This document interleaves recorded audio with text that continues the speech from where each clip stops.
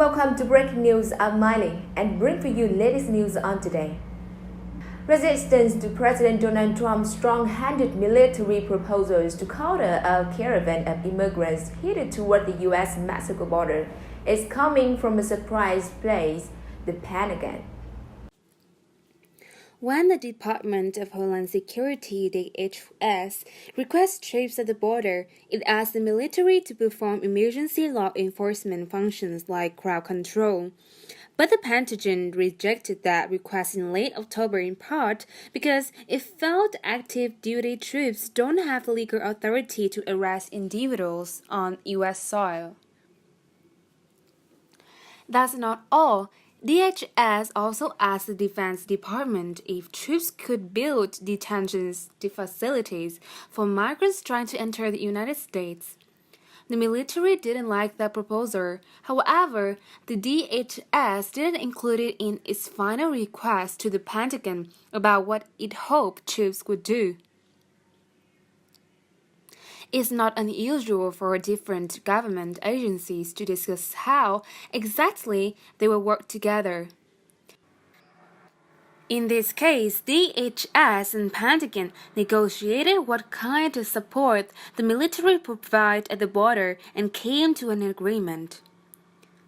That's why it's so striking that Trump continued to say the military would take actions it likely won't. For example, here's Trump on what U.S. troops should do if migrants happen to throw rocks on them. Consider it a river, he said last Thursday. When they throw rocks like they did at the Mexico military police, consider it a river. However, the military teaches troops to respond proportionally when possible, and shooting someone overthrowing a rock is definitely not proportional. Trump walked back his comments hours after making them. He also talked about building massive tent cities to house individuals seeking asylum in America.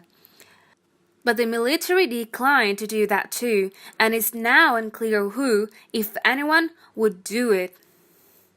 U.S. troops can detain, arrest, or search anyone at the border. That's a law enforcement function. And the military can't perform those duties on U.S. soil unless there's no other way to enforce the law. William Banks, an expert on military's domestic authorities at Syracuse University, told me. However, the military has been used for law enforcement needs in dire situations, such as during the 1992 Rodney King riots in Los Angeles. Then President Bush invoked the Insurrection Act to enforce the law because he deemed it impossible for other law enforcement to do so. But the roughly 7,000 troops at the border now can only improve walls and infrastructure, work in offices, transport border officials in aircraft, and offer medical help, little more.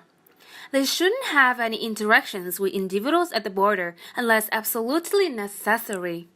That, in part, led Banks to say the use of active duty troops to defend against the caravan was unlawful on its own.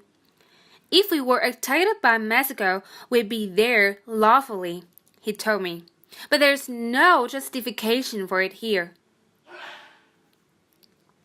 It's therefore possible the military pushed back on DHS 2 requests on solely legal grounds. But Dan said it's also possible the Pentagon just doesn't want to involve itself too much in a mission it may not care for.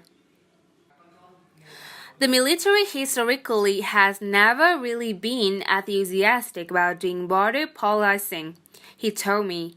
They have much bigger fish to fry. And this story appears in Breaking News, a news famous on the latest tweets and turns around the Pentagon is resisting Trump's. Subscribe and follow us along with more about Trump administration policy and the situation of election. And with that, ladies and gentlemen, we have reached the duration of today's program. Thank you for watching.